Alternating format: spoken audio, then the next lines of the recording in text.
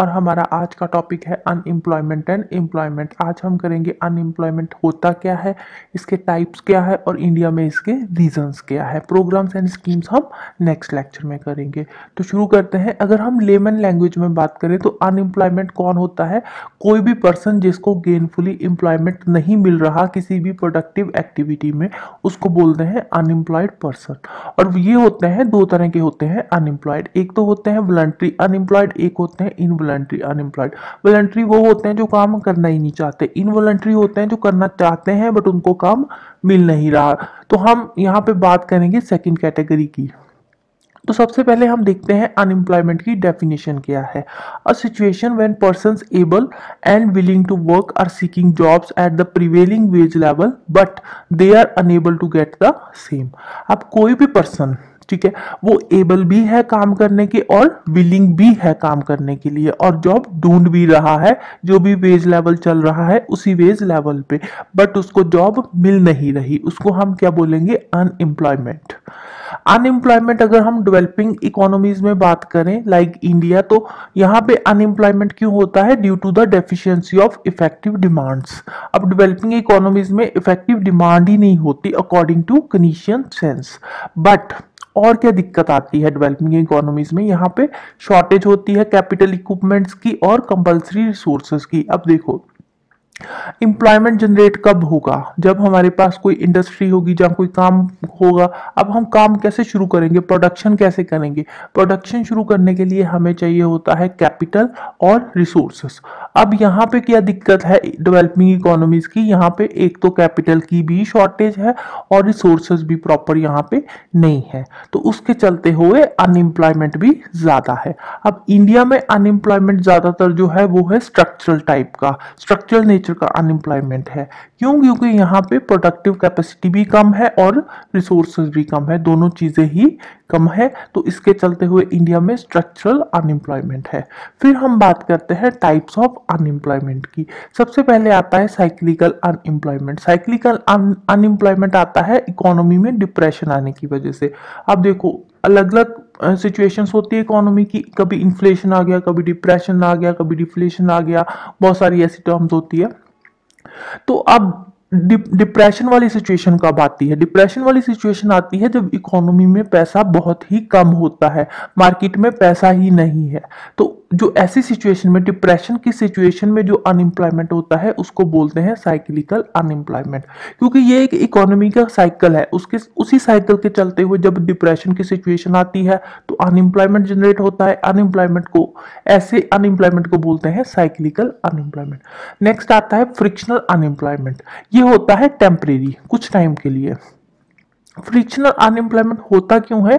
ये होता है कोई भी situation when industries drive out old ones. पुरानी इंडस्ट्री बंद होगी, पुरानी इंडस्ट्री बंद हो जाएगी तो वहां पे जो वर्कर्स काम कर रहे हैं वो अनएम्प्लॉयड हो जाएंगे। बट कुछ टाइम के बाद वो जो वर्कर्स है वो किसी और बेटर जॉब पे चले जाएंगे। तो ऐसी सिचुएशन में जो अनएम्प्लॉयमेंट आता है वो टेम्परेरी होता है, कुछ टाइम के लिए होता है। कुछ टाइम के बाद उन वर्कर्स को और जॉब मिल जाती है तो वो फिर से एम्प्लॉयड हो जाते हैं। नेक्स्ट हम बात करते हैं ओपन अनएम्प्लॉयमेंट की। ये होता है who have no work to do even though they are able and willing to do work. Open unemployment किसको बोलते हैं? जब हमारे पास करने के लिए काम ही नहीं है, हम एबल भी है काम करने के और विलिंग भी है, हम चाहते भी हैं काम करना, फिर भी हमें काम मिल नहीं रहा, तो इसको क्या बोलते हैं? Open unemployment. नेक्स्ट आता है सीजनल अनएम्प्लॉयमेंट। सीजनल अनएम्प्लॉयमेंट होता है ज्यादातर नॉन क्रॉप सीजन में। अब अगर आप नॉर्थ इंडिया की बात करें तो नॉर्थ इंडिया में मेनली दो क्रॉप्स होती है, राइस की और व्हीट की, ठीक है, बेसिकली दो ही होती है। और भी मतलब कुछ जो होते हैं फार्मर्स वो शुगर केन की खेती भी करते हैं या और दालें वगैरह भी उगाते हैं, वो अलग बात है, बट वो बहुत ही कम है। जो मेजॉरिटी है, मेजॉरिटी राइस और व्हीट की है। अब देखो, जब राइस और व्हीट की हार्वेस्टिंग होगी उस टाइम पे लेबर की जरूरत है, तो उस टाइम पे फार्मर्स को और जो फार्म लेबरर्स है उनको काम मिलेगा। अब पास्ट हार्वेस्ट, जब हार्वेस्टिंग खत्म हो गई, हार्वेस्टिंग के बाद वाला पीरियड और उसके बाद जो नेक्स्ट सोइंग का है, जब हम नई फसल को सो करेंगे, ठीक है, तो उसके बीच वाला जो पीरियड है ना, उस टाइम पे जो अनएम्प्लॉयमेंट होता है उसको बोलते हैं सीजनल अनएम्प्लॉयमेंट। अब क्योंकि एक पर्टिकुलर सीजन में उनको एम्प्लॉयमेंट मिल रहा है, जब हार्वेस्टिंग हो जाती है तो उनको काम से निकाल दिया जाता है और वो फिर से अनएम्प्लॉयड हो जाते हैं। और ये मोस्टली होता कहाँ पे है, ये होता है एग्रीकल्चरल लेबरर्स के साथ। तो नेक्स्ट आता है एजुकेटेड अनएम्प्लॉयड। एजुकेटेड होते हैं, ये मोस्टली हमें मिलते हैं अर्बन एरियाज में। अर्बन एरियाज में क्या दिक्कत आती है कि लोग पढ़ लिख जाते हैं, एजुकेटेड है, उनके बच्चे भी पढ़ लिख जाते हैं, और पढ़ने के बाद क्या दिक्कत आती है, उनको अपनी कैटेगरी का काम ही नहीं मिलता।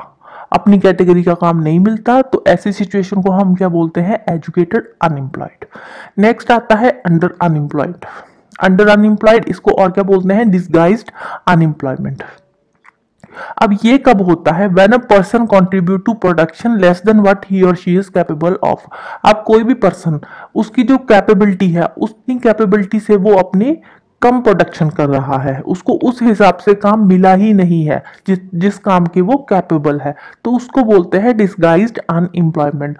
से फॉर एग्जांपल अगर हम बात करें कि एक इंजीनियर पर्सन है और वो काम क्या कर रहा है, क्लैरिकल का, तो वो लेस प्रोडक्शन कर रहा है ना। अब जिस काम की कैपेबल है वो काम उसको मिल नहीं रहा, तो उसको काम क्या मिला, क्लैरिकल का, तो वो क्लैरिकल का काम कर रहा है।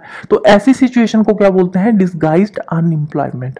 अब आप में से भी बहुत सारे लोग होंगे जो कि जिन्होंने इंजीनियरिंग कर रखी है, बीटेक, एमटेक या कुछ भी और डिग्री कर रखी है, और तैयारी किस पेपर की करते हैं हम, नॉर्मली आईबीपीएस की, क्लैरिकल लेवल की, कि चलो क्लैरिकल का ही एग्जाम क्लियर हो जाए, धीरे धीरे प्रमोशन हो जाएगी, मैनेजर लेवल तक पहुंच जाएंगे। बट अल्टीमेटली हम कहां से स्टार्ट कर रहे हैं, क्लर्क लेवल से। तो हम किस अनएम्प्लॉयमेंट की कैटेगरी में आएंगे, डिसगाइज्ड अनएम्प्लॉयमेंट की कैटेगरी में।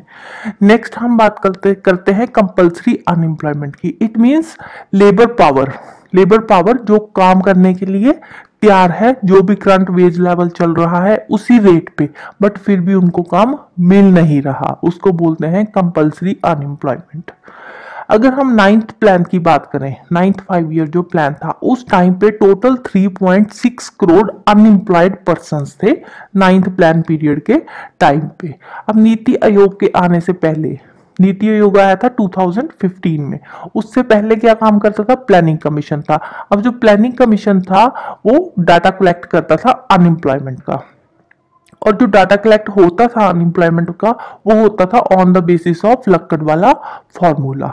लक्कड़ वाला फॉर्मूला कब आया था, ये आया था 11 मार्च 1997 को। और उससे पहले जो अनएम्प्लॉयमेंट का डाटा कलेक्ट करने का काम था वो करता था नेशनल सैंपल सर्वे ऑर्गेनाइजेशन, जिसको बोलते हैं NSSO, राइट।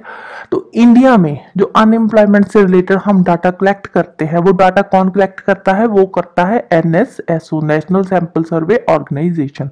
और ये वाला जो ऑर्गेनाइजेशन है, ये किस बेसिस पे अनएम्प्लॉयमेंट का डाटा कलेक्ट करता है, वो हम अभी देखते हैं। पहले देखता है general status of unemployment. Unemployment का स्टेटस क्या है, कि कोई भी पर्सन, अगर किसी पर्सन को 1 साल या 1 साल से ज्यादा टाइम तक उसको काम ही नहीं मिला, वो अनएम्प्लॉयड बैठा है, तो वो आता है जनरल स्टेटस ऑफ अनएम्प्लॉयमेंट की कैटेगरी में। इसको बोलते हैं लॉन्ग टर्म अनएम्प्लॉयमेंट।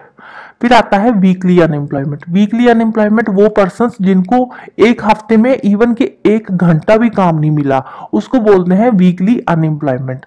वो उसको डाल देते हैं वीकली अनएम्प्लॉयमेंट की कैटेगरी में। फिर आता है डेली अनएम्प्लॉयमेंट। जो डेली अनएम्प्लॉयमेंट वाला डाटा कलेक्ट करते हैं ना, ये सबसे बेस्ट कॉन्सेप्ट है अनएम्प्लॉयमेंट को चेक करने का। फिर इंडिया में अनएम्प्लॉयमेंट के रीजंस क्या है। सबसे पहला रीजन आता है स्लो इकोनॉमिक डेवलपमेंट। इंडिया की जो इकोनॉमिक डेवलपमेंट है ना, वो बहुत ही धीरे धीरे हो रही है, स्लो हो रही है, तो उसके चलते हुए अनएम्प्लॉयमेंट ज्यादा है इंडिया में।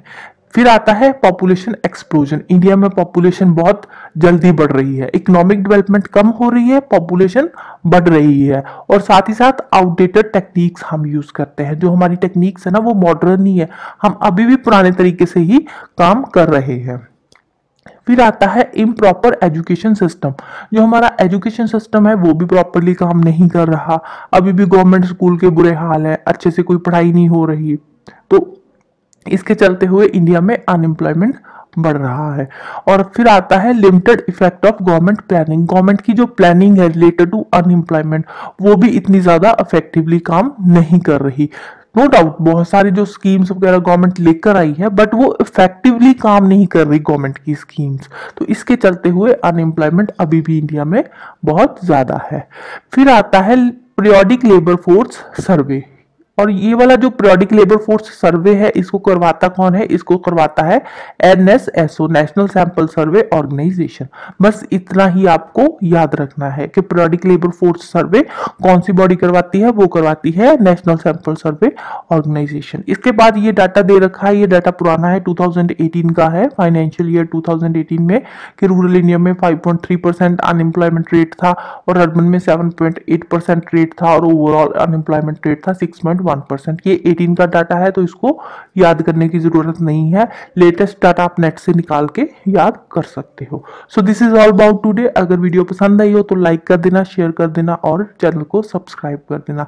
नेक्स्ट हम करेंगे government schemes and programmes related to unemployment. तो तब तक के लिए thank you, bye bye and have a nice day.